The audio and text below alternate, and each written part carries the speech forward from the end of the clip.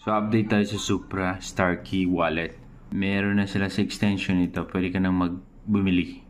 Okay, hindi ko pa na-try to using your debit or credit card.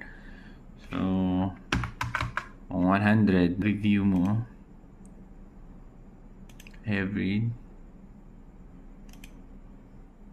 Try lang natin pero hindi tayo bibili Ayan, mapupunta tayo dito. So, PH. Ayan.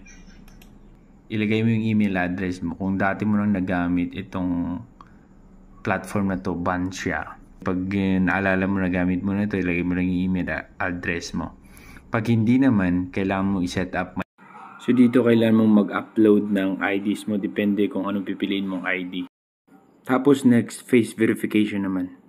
Pag ganyan na nagpakita, okay na. So check mo kung yan yung wallet ng Starkey mo. Confirm mo lang. Check natin kung pwede ba Gcash dito.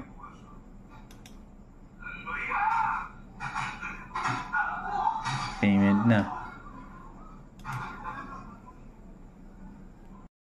So hindi pa rin na-process. Hindi ko alam kung bakit ganun.